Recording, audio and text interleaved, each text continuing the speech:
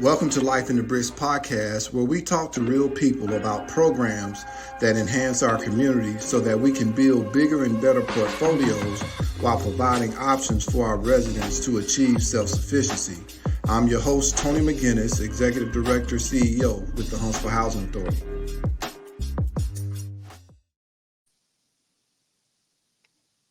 Good afternoon and welcome to the podcast. Welcome to Life in the Bricks podcast. I'm your host, Tony McGinnis, here with my co-host, Fred McGinnis out of Nashville. I'm excited today about our special guest.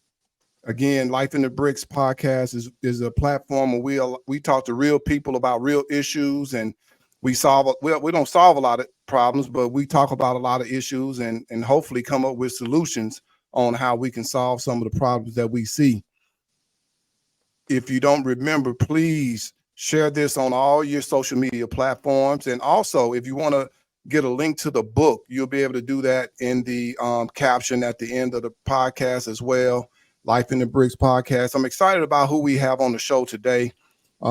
This brother right here, I tell you, when I first met him, man, he had a wealth of knowledge, a wealth of information. And I'll say this, man, he knows a lot about Huntsville because he's an Alabama A&M Bulldog as well, played football at Alabama A&M. He's an expert in public-private partnerships, consulting, community engagement, and economic development, urban revitalization, business development. And man, he has ties all across the country. He's responsible for helping us get our keynote speaker at our annual meeting all the way from the White House. And man, I'm just excited he took time out of his schedule to meet with us today and just kind of talk and have a conversation about housing and what's going on across the country. He's our first developer that we've had on the show today. I mean, this year or last couple of years. So I'm excited about that as well, because we'll get a brand new perspective from the development side as well. And so without further ado, Dale, welcome to the show, man. Glad to have you here today. Man, thank you, man. Thank you for having me. Appreciate what you all are doing, man. Having these kinds of conversations that really illuminate what's happening. You know, both the challenges, but also the opportunities that was really happening across America when you talk about urbanization and urban redevelopment.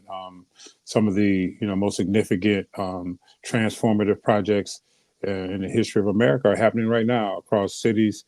Large and small, you see transformation happening, and I think the opportunities for underserved or communities and folks who haven't always been in the game to be in the game is right now. And so I'm grateful to be here, glad to participate. Looking forward to this conversation. Awesome. Well, we're gonna dive right into it, man. I actually one of the things that I want to ask right off the top is just when you and I first met. You were talking about the economic impact that housing authorities have on communities. Mm-hmm. And a lot of times people really don't know our economic impact. And mm-hmm. So, man, talk about that a little bit and how we need to share that more as an organization, not just Huntsville Housing Authority, but organizations across the country, so that people will understand, our value when it comes to what we do as an organization. Oh man, it's phenomenal. So when you talk about housing authorities, like Huntsville Housing Authority and all over the country, HUD mandated that there would be, in effect, a repositioning of housing authority assets, and the fact that a lot of public housing was built in the 1940s, 50s, 60s, and some in the 70s and on, but most of the housing stock has reached to a point of obsolescence, and so it has to be. There's been some, improvements over the years, but you can only put so much lipstick on a pig, as they say. So you have to take those buildings. Which, by the way, Huntsville Housing Authority, man, you guys do a phenomenal job in upkeep and maintenance. I've always been impressed with how well kept the Huntsville properties are. But at the end of the day, as HUD looked at this mandate to say, hey, man, we're going to reposition and reimagine, if you will, public housing. So you're talking about tens of thousands and hundreds of thousands, millions, actually, of residents across the country. But if you talk about cities like Huntsville and Birmingham and Montgomery and the state of Alabama, you talk about tens of thousands of people, which really translates into tens of thousands of new units or tens of thousands of doors, as we say, and that translates into significant amount of deal flow or portfolio repositioning, and ultimately economics. So when you talk about Huntsville, and you say, you have, in your case, man, you have some of the most strategic property in the city of Huntsville in your portfolio, which means as development in the city grows, then you have to look at how do you participate in that growth in a way that's inclusive, but also doesn't displace people and bring, again, like I said at the top, a lot of opportunity. So if you say economic impact, economic impact numbers are really ran by construction, right? Our number one indicators of our economy in the United States is construction, energy costs. But most of the times when they want to know how we doing, they say how many new roofs are being started. I mean, how many new construction projects are being started. And so you look at Huntsville, I think you all have about 13,000 new multifamily doors going up. As last time I heard, I don't know, probably more by now. But the reality is that when you talk about the role of a housing authority, you're talking about the opportunity to leverage your different housing vouchers and just doing deals and projects, man. Just take the average project that we're doing right now. We're doing a 140 unit project, senior deal. It's a tax credit deal where we are doing 140 units. It's $39 million. And so you talk about if an average deal of 100, say 150 units is going to run at just roughly, 100, say it's going to run about 45 million. And you talk about 10 deals, that's almost $500 million. And so you're talking about moving, I don't know exactly what your number is in Huntsville, but it's, say in Birmingham, there's thousands of residents going to be relocated or properties being repositioned. So you talk about, in Birmingham alone, maybe $1 billion. If you talk about Montgomery, maybe $500 million. In Huntsville, you probably got about a potential 800 million, or it could be $1 billion. When you go to talking about your real estate values and the deals that you can either do directly and or in partnership with developers. And so that's serious money, man. And you talk about the construction, but before you even get to construction, you're talking about the closing of the deal, the professionals, the lawyers, the finance folks that sit at the table. So you're talking about significant economic impact. And for me, that also drives opportunity, or to me, and I think, I know we share this view, Tony, that provides opportunity for residents and people in the cities. People in the case of the residents, how do you take advantage of family self-sufficiency programs? How do you take advantage of Section 3 programs to really be involved in this quote unquote wealth of opportunity? And so when you talk about the economic impact of a housing authority, it is not understood by many. Even some in city governments don't really truly appreciate what a housing authority means to the housing landscape, which in the economic development and economic landscape with regard to economic impact. And so I just think it's something that should be talked about and respected, because I mean, at the end of the day, sometimes, we know that there's a certain amount of those people kind of attitude when you talk about public housing residents. And in a lot of cases, man, our public housing authorities get a bad stigma for a lot of things that go wrong in a community, when in fact, we know that there's data that shows a lot of times things that are even negative that they try to align, if you will, to public housing isn't necessarily the truth, or is not really truly reflected in the people. There's things that things that happen because of poverty and low income, and just some things that come with that, but it's not all bad people. And we have to change that stigma by really expressing the value of housing authorities, the value of the people that live at housing authorities relative to overall economics, when you talk about workforce and that kind of thing. So there's layers of economic impact and economic relevance that housing authorities have, that should be highlighted and discussed and talked about, understood, and most of all respected, in my opinion, when you talk about transforming a city or you talking about redeveloping cities and that kind of thing.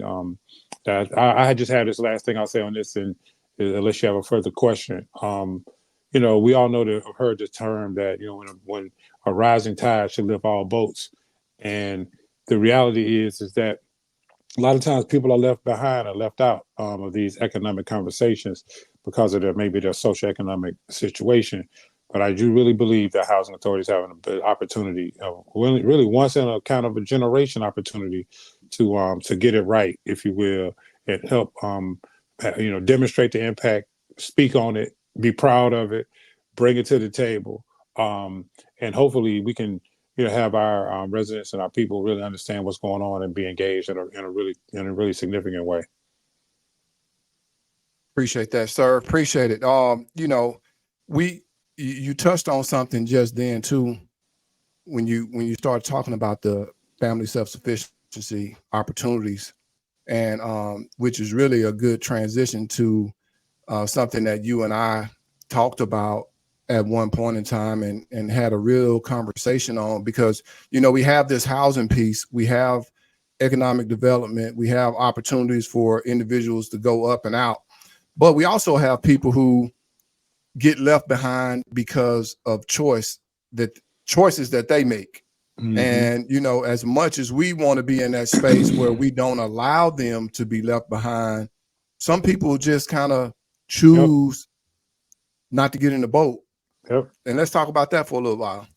Well, no, man, it's real. And you say we have real conversation, real people. I mean, I'm grateful to talk about this, because it's a part of the show where if you just say that there's opportunity, right? There's all of this, and there's a couple of sayings I'll use, and we all heard the old saying, you can lead a horse to water, but you can't make him drink.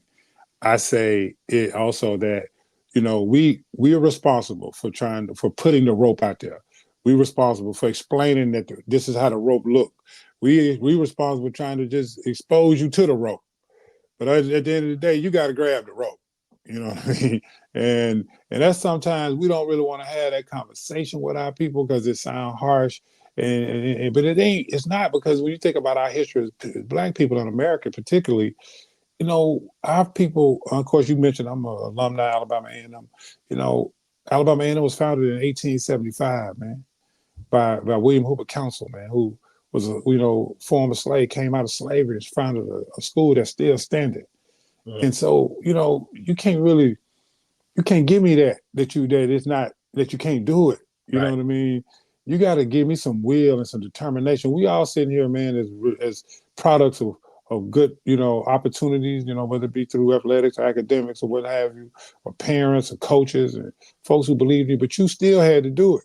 You, Tony, had to go out there and bust it on the basketball court or whatever. And then you had to work hard in class and put yourself in a position to be where you are. So we just got to encourage our people, man. But here's the other thing I love to remind myself is, Harriet Tubman said it best. She said, I freed thousands of slaves, but I could have freed thousands more if they had known they were slaves. And we have to be real and tell our folks, now what's happening. We're not gonna let you take us down now. I mean, we're gonna look out for you. We're gonna give you as much rope and opportunity and talk about it. But I will say in the work we've done in community engagement, man, there's been opportunities where we've had outings with, we provide the food, we have all these people come get the food. But when we get to talking about the realities of things, I've had people tell me, well, I don't want to do that because it's gonna mess me up. I don't have to, I'm like, they really, legit don't want to, they want to be reliant, on someone else. But then you do have those folks who, we talk about pathways out of poverty a lot. And we do have those folks who have done it, who come from public housing and low income situations and fight through and go to school, get educated, get whether it be a professional training, technical training. I mean, a lot of people talk about, going to college is great, but everybody might not be going to college material. Maybe you get you a technical skill, and we need welders and pipe fitters and all kind of folk in the technical space, which make good money, of course. But at the end of the day, folks who really want to get it, man, and improve their lives and change the trajectory of their children, this is the time to do it. There's so many opportunities and resources available, but again, you got to grab the rope. The rope out there, but you have to grab the rope and be committed to really changing your life and take advantage of what's in front of you. But that's a real conversation that we have to have amongst some members of our community and the Black community who have kind of become stagnant, if you will, and accepting this is how we live, or this just how it is, just how it is, and it's not. It don't have to be that. So Right. Right. I Kind hope of I break. answered your question. I don't know if I answered your It question, did. It did. but Definitely. okay. We, Got it. we we need to break these generation curses, man. When it comes to our people, relying upon governmental assistance, things of that nature, because that's what your mom and your grandmom had. You know what I mean? You don't have Mm-hmm. that. I think Mm-hmm. um, that it's important to start when we teaching them from first grade on. Absolutely. This is something that you could do. That and it Mm-hmm. doesn't necessarily have to be something from the parents. It needs to be something from everybody. That's Teach right. them all. We need to break those curses because those curses are real, right? Yep. It's mindset, man. It's a mindset, right? And so Yep. if you and then again, you all are products of our environment, right? Yep. We from the South, so we got Southern colloquialisms in different ways. We like it. We look at life because we from the South, and that's fine. I went to HBCU, so I mean, there's things I love and respect about HBCUs or whatever. But my point is, it's all about your environment and your mindset. So you could be. I heard someone say you can be from somewhere, but you don't have to be of somewhere, right? There you So go. you could be from the bricks, but you don't have to be of the bricks, right? You could be from the country, or you can be like me. I'm from a place where, Beltsville, Alabama, where it's got a reputation for being a little rough, if you will. But at the same time, in my community, I had all kind of folk that were impressing upon my life. Judges and lawyers and teachers and principals and construction folk and men who work with their hands and their minds who could fix anything. Anything got broke, they could fix it. It was just an amazing opportunity to learn and see. But the point I'm making is what you just said, Fred, is that the mindset in it is a curse. We have been cursed by our own minds Yeah. because we become prisoners of our mind. Because somebody tell you, and that goes for not just us, they go for some of our counterparts, right? Some people who grew up believing they just better folks because they have less melanin in their skin, right? And so I'm less melanated, so I'm smarter than you automatically. And so we have those hurdles to come, and we believe that sometimes more than they believe it. It's a lot of mental, like you said, curses that are out here that we have to break. And I think it takes a community, it takes all people, all hands on deck. Again, I salute Tony and leaders like Tony who work day to day at public housing authorities all over the country, man, trying to help people get to that next level, and then taking care of those. Now, the Bible does tell us that the poor always be amongst us. So, that's a part of the responsibility when you are doing better. You are to, support and help folks. And we know that that's a real thing. But I think our main point, at least what I say is, you know, you know, you can make choices though. Like you said, and you can break those chains or those curses, as we call them, and do better if you're able. Now, some people have challenges that we just reality. This is a real challenge, whether it be mental or physical, and but at the same time, those who just don't want to do, if you, for lack of a better word, just lazy, then we gotta, we can't tolerate that. We have to push in, lean in, encourage, support. We all, if you play ball, you always had a teammate who probably could have been whatever, but he Right. just, he want to smoke, he want to drink, he want to do all the wrong stuff, and he would have been Bo Jackson or Deion Sanders, but he just didn't want to do it. So you Right. got that, and then we have to be. Last thing for me on this too is we have to be kind of like Harriet Tubman. I said earlier, you have to be willing to lead some people. That's a tough conversation. You know, and I keep it real since we said we're gonna keep it real. State of Alabama building prisons for those folks. Counting on you. They spent $800 million last year, I think it was. They put out there $800 million to build new prisons in Alabama. So they got something for you to do now. You're gonna go, you can come this way, get on this family self-sufficiency train, get on this, let me get educated, let me get a technical certificate to be something. Or you can go down there with KI. One or the other. They got something for you now. Absolutely. You know, and that's where that's how real we gotta keep it. And I'm gonna be the first to say it, and I'll say it here. If you don't want to do right and you want to do wrong and be out there with all that foolishness, I'm gonna support them to come get you. Now we're gonna give you all the rope we can. But if you decide that you want to be a menace to society and mess it up for everybody else, I'm gonna be with them coming to get you. That's just being real. I'm just saying because what happens is we get so caught up in trying to say every single person, and that person ain't trying to say themselves. That person in fact trying to hurt us. Right. So we got to look as men and as black people and people. We got to look ourselves in the mirror. Be like, hold up. I love you, but hey, man, you're contagious, bro. How many strikes you want? We done gave you 4 strikes. They don't give you but 3 in baseball. How many you want? I mean, you know what I'm saying? You make a mistake. Okay, I get it. You make a mistake, they don't put you, they still cash you away. Okay, you came back, you did it again. Ah, man, come on. 3 times. Hey, man. 4 times. Like, how, cuz? Like, what you want from me, man? You know what I mean? Like how many times? Now, the Bible says 7 times 7. We're going to do that. We'll do that in life.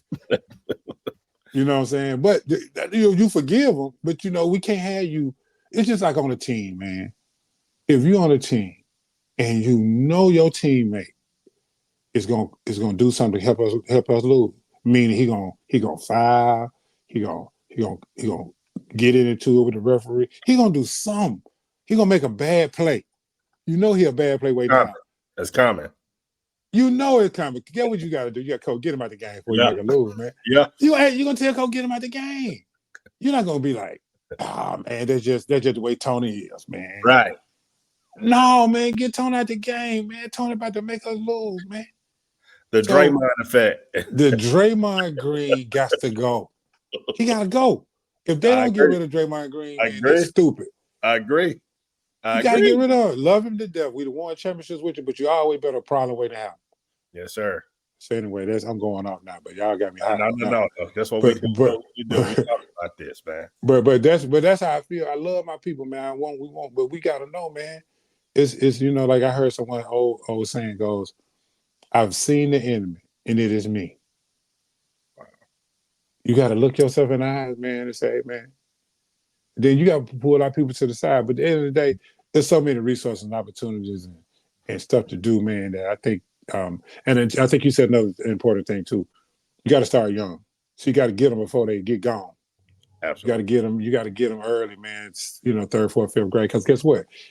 I believe we could teach 3rd, 4th, 5th, 6th graders engineering, architecture, anything else. Because guess what? They learn everything else. They learn how to do. You can go on YouTube and see a 3rd grader with any kind of gun you can think of and know how to work it. Absolutely. So you can't tell me you can know how to work a gun, twerk, rap all the lyrics, do everything else, but you can't come over here and learn how to work a saw or a paintbrush or whatever, or learn math or be an architect or engineer or lawyer, whatever. You can learn anything because you're doing it. You're just doing it. You're just pushing your talent to the wrong thing. So I just think it's incumbent us to have real conversation while we yet throwing out the rope and we making as many concessions and opportunities as possible. So, but it is a 2-way street. Fred, you were about to say something about I guess kind of leading to where I'm going now, because y'all already talked about it. Now we talked about some of the effects of what happens in the community, but so how important then is community engagement? How important does that become? And how do you really have real community engagement in neighborhoods like we have? Because I'll tell you, one of the problems that I have is, when you're out here trying to fight the good fight, I can remember being, I'm the big brother. So everybody else that talked about my brothers, they was, I had a problem, but I could do it. and I can Right. go correct them. How can we have real community engagement to help people understand? Look, man, I'm out here fighting a good fight for y'all, but come on, we gotta do something different. We gotta have some. We got these programs. We got everything that we're trying to do. How can we get the community to give back to the community and start having real community engagement? Oh man, I've seen that. I've seen it in work, man. Um, so, a couple things. One, we touched on it. You have to start young. So you ask yourself, um, everybody wants to see the young kids straight or good, get what they need, whether that be, we all donate toys to Toys for Tots, or we give to these different groups around Christmas to help make sure the underserved kids get what they need. We do backpacks. And we do all kind of stuff to help make sure the underserved children get what they need. So I think we start with the children, and the other thing is we start with the parents. This is I've seen a strategy employed by a group, and they were really focusing in the education space. It's a group out of they're based in Birmingham, but they do work all over the place, and it's called GPS. And GPS, man, they do with a parent engagement strategy where they go to the door and knock on the door and really engage with the parents around, first of all, their social and emotional issues, like figuring out where they are, like really meet people where they are, right? Um, they call it getting doorstep data. The data that tells them, where the parent work at, what's the challenges with the parent.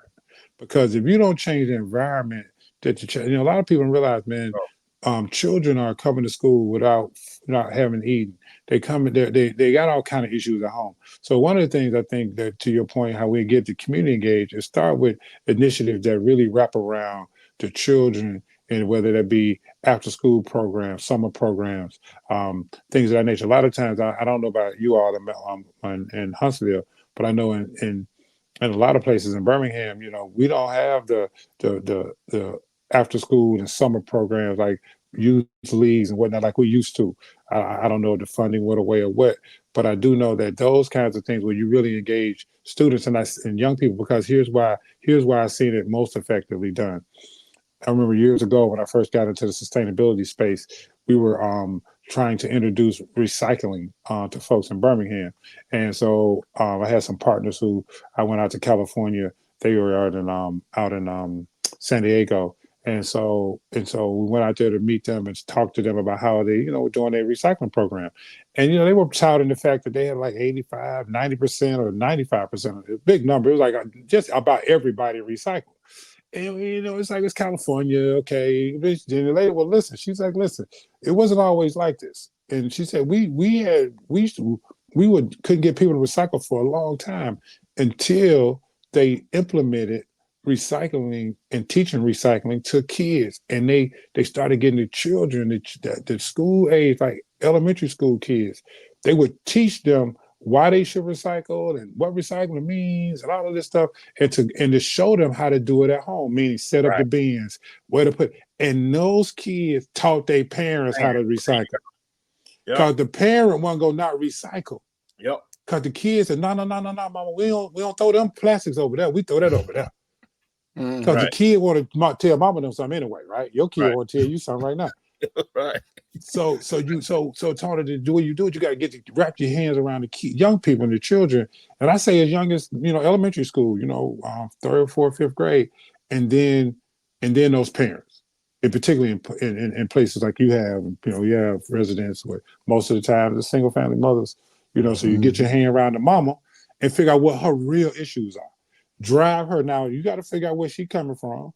If she wasn't gonna grab the rope or not, but once you do that, all those parents want their children to succeed.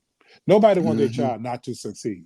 So if you go to them, talk about their children succeeding, I've seen GPS turn schools around in Birmingham and in Montgomery, particularly in Birmingham, taking schools. And I'm talking about schools because that's where all the children are going to go to school.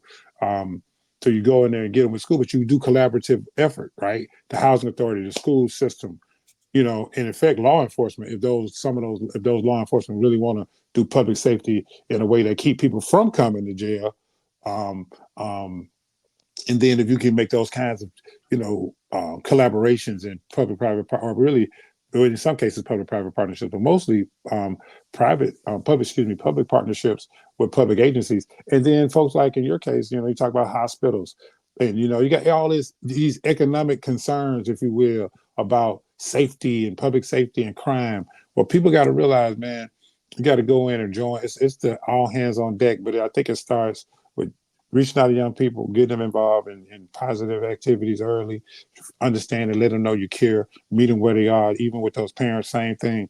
Meet them where they are, man. Help and guide them. And even if you have to, kind of like, tough love a little bit. If they say it, well, really, I just call it love. Love sometimes can be tough. It ain't necessarily tough love. It's love. I love you. I want you to do better. So I think if we can have some sincere engagement, is what we've been doing with the work we do in Birmingham particularly, and even in Atlanta, we have a social expressions program where we reach out to even the seniors, because a lot of times the seniors, they if they're not in a dedicated senior facility, or even if they are, they still have a lot to give. And so you just have this all hands on deck approach, but I think it starts with reaching out to the young people and young children at an early age, teaching them, guiding them to a different way of thinking, that breaking them curses back to that, but also engaging the parents in a way that helps them see how they can help their child be successful. Right. So that's I think those are the two. Would be my answer to that. Right. You got something to add to that, Fred? No, I totally agree with him. When you get down, you got to think about a kid that goes to school and is very into being a student. They take everything that they hear from their teacher and they make it law, right? Right? You come home, Dad, my teacher said this, or Dad, you better wear that seatbelt. You can't be texting and driving. Everything they do it all. It is what it is. And they get it from school, right? And so what are they doing to me? Stuff I already know, they refreshing my memory and telling me, reinforcing, they enforcing what they know. So the way to do it, like I said, is early with the kids, because we've tried that. We're gonna reach out to the mom in the community, right? We've tried that, right? Or the young adults, young adults, they normally gone. Right. We tried that. So now it's about the kids early, and they'll get their people on board. Yeah. The ones that care. Yeah, right. And I it seems so simple. But we have a lot of people that run away from it, and that bothers me, especially folks who look like us, who've been there, done that. They run because of the trauma sometimes that's associated with it. But I just think we got to get back to that community engagement, teaching these kids and helping them. So a couple other things I want to talk about, and you touched on it again, Dale, is why is public-private partnership so important in housing now? I mean, if we're going to really do housing, how is that going to be key as we move ahead with this new development that's taking place from a developer's perspective? Why is that so important? Well, I mean, at the end of the day, when you talk about back to the economic impact, when you talk about redeveloping public housing, again, we talked about earlier how the substantial number of people that's being impacted by these developments, right? And if you're a corporation, whatever kind of corporation you are, I mean, if you are a utility, well, those are more doors, more electric bills, if you will. If you're a hospital, right, you got concerns about your workers, how who's going to be working. It goes on and on. So the thing of it is, the reason why it's so important is because everyone has a kind of dog in the fight, if you will, and it's important but you have to help people see it, right? Because sometimes people don't see it. But at the same time, I think when you talk about a mayor and a city council, cities are have only so much limited resources, and then a lot of times private sector can bring in tools and resources that may not be on hand, if you will, with a city. But then like a public housing authority have resources. Sometimes people don't understand how to work with vouchers and the different resources that a public housing authority may have. But But to your question, it's important because everybody's in concern and we all connected to the end game, whether we want to admit it or understand it or not. Like what happens with however in Huntsville, however Huntsville Housing Authority goes, Huntsville gonna go. Now you can, like the man say, what the old saying was, you can see me now, you can see me later. Because if we don't partner, right, then you're gonna start seeing social issues or something that you don't want to see happen if we don't address these young people right now. Absolutely. 5-10 years from now, y'all got all this pretty stuff built. We never talked to these kids. Now you wondering why they breaking in and knocking windows out. Well, go. it's Romans. It's like you said. It's at the It's so you gotta understand that it's important because whatever your end game is, whoever you are in this economic ecosystem, as we call it, right? Because that's what cities are. Cities are economic ecosystems. You have industry, and those industries are all connected. Whether you are like your public utility, you're a utility, you're a public agency, you're the airport, you're the hospital, even the law enforcement. If you the restaurateur on the corner, if you the mom and pop, if you Starbucks, it don't matter who you are. We all connected. And a lot of times people you talk about people running away. People like to think they running away, but you're really not running away. Even if you move out to the suburbs, that ain't none of my problem. I came. Your tax dollars is going to be impacted because now they got to raise something to take care of this social issue that we could have took care of. We did this public-private partnership. So everybody's got to realize that they're a part of it and that they can be a part of the solution. Most importantly, and I think that's what we got to stress to folks. And so that's why when we do our work, we bring cities and leadership, whether it be the mayor or the city council, we bring them to the table to explain, understand their end game. Like, what is it that you want to achieve, Mr. Mayor? Mr. Mayor has his vision. He promised people he was going to do. Okay, well, if you want to get to that, here's how we can maybe help you do that. Here's how we might need to bring in said private sector partner to execute that. Because, like, in the last thing I'll say, like, who's the number one employer in Huntsville? Who's the biggest employer? The hospital. Amazon hospital. Okay. Hospital, you got it ain't all doctors, right? It ain't all nurses. Right. You got people, you got food service people, you got the janitors or whatnot, the people keep the hospital clean. You got all these people working this ecosystem. Yeah. So how do we make sure those folks are living closer to work, not living way out in, work in Huntsville and live in Tanner, Yeah. Because rent and Winston, what I mean? So this is why public-private partnerships and thought have to be collaborative. And when you go to use words like inclusive and collaborative, people go to think, I've got to talk to them people. No, man, it's a city because guess what? Everybody, we're in America now. Everybody free. We all, one nation under God. So let's work together, figure out how to. When the tide rises again, all boats are rising. So public-private partnerships are the most effective way to do that. Now, it's tough a lot of times because it's about relationships. It's about trust. It's about integrity. It's about, people putting their hands on top of the table and keeping it, saying what it is, meaning what you say, and say what you mean. That don't always happen. Sometimes, of course, the dirty P word get involved, politics, and we have to play, kind of, work within those frameworks. But at the end of the day, I think doing it right, being righteous, and going after it with a sense of mutual respect, mutual benefit, then you can win. And in the old cliche, we find a win-win scenario. But a lot of times people can't see the win-win scenario, but you have to help them see it.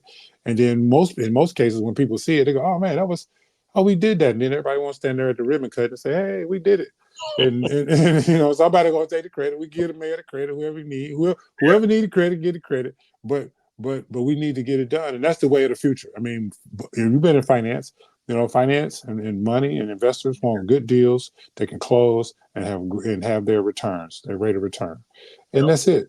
And so the public-private partnership is a mechanism and a methodology, if you will, that can really achieve that, or mechanism, I should say, that can achieve that when done right and done in a way that's, again, mutually respectful and brings mutual benefit. Awesome. So my last question, man, or just last conversation pieces, man, what's next? We got these communities all across the country. Capital fund money is going down. NIMBYism all around us. How do we bridge the gap, man? How do we bring people back together? I know we're working on the Choice Neighborhood Initiative here in Huntsville that I think is a real one solution, but from perspective of not only a developer but a consultant and a community advocate. Man, what's next for public housing? How do we manage? How do we get to that next level as a community all together? How do we do it? I think it's collaboration, man. Collaboration. And I think what I mean by that is leaders like yourself who are forward thinking and progressive minded and open minded to creative ideas have to go ahead and step to the forefront and bring people together. Those partners who intersect with you. You talk about of course, the school system is one of your number one partners. A lot of times, I know people work inside of their agencies, and I call them silos, and have to do what they have to do their job and manage their responsibilities. But there has to be collaboration. So I think when you talk about housing authorities need to be really focused in on partnerships with school systems and the federal government, and not just the HUD, not just HUD. You talk about within every agency. We in Huntsville, you have NASA, and you have of course, the Department of Defense, and you have a lot of different resources there. So there's a lot of opportunities to put young people and people on pathways out of poverty, but there's also ways that the housing authority can really bring value to ideas that are being contemplated when it comes to redevelopment. And again, I think that's part of that. It lies in the name of gathering your folks. When I say gathering your folks, engaging your folks, right?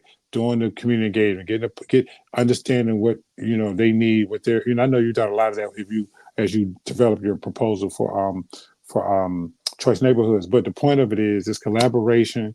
It is really being intentional about the conversations in terms of explaining and sharing. Because a lot of times, man, people don't know what they don't know. And you have to be able to bring people together and find things that we have in commonalities.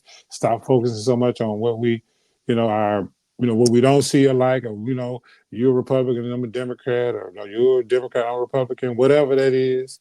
All these isms, the NIMBYism that you talked about. We got to be able to bring people together and see those. Understand that it's going to take collaboration. Either Right. now, you got to do it. And if we're going to be successful, you got to work with. You got to work with everybody. We just got to get over ourselves in a lot of cases. But that's going to come down to leadership. To be candid with you, Tony, who's a leader? And I've said this to you, and I'm impressed with your way of how you lead in terms of your organization. I think that Huntsville has a gem in you, being that you're a native son, product of public housing. You went on to, of course, play ball in school and do all that and come back home and work. And now you're the leader of a really, really significant organization at a significant time in the growth of Huntsville. I think Huntsville, and I'm just keeping it real, man, that's not normal. Like, not a lot of times that's not the case. I don't know how many people can say they have that kind of person leading the organization that's this important in terms of, the city's growth. So I think, leadership, collaboration, and really get down to mutual understanding, man, and respect. We can disagree, we can agree to disagree, whatever. You can say tomato, I say tomato, but I don't have to hate you. You know what I'm saying? I mean, and I think some of that stuff we doing with a lot of this, cancel culture we live in has got a lot of that got to sit to the side. But it's just a matter of leadership and collaboration. I think are the two big words I would say. Dope. Awesome. Man, listen, I appreciate you taking time out to, man, join us today. Time flies, man, when you're having a good time. There's a lot of nuggets shared today, and I'm sure those who will listen will grab some of those nuggets. And again, man, we're come to the end of the show. Again, share this on all your social media platforms.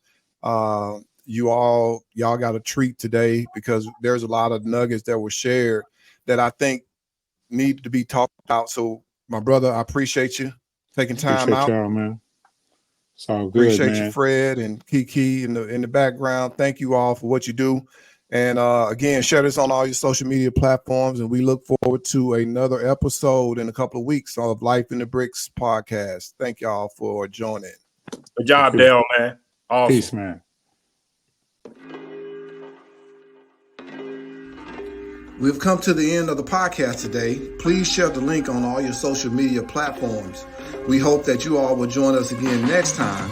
Until then, keep serving and keep pushing. This has been another amazing episode of Life in the Bricks podcast. Peace.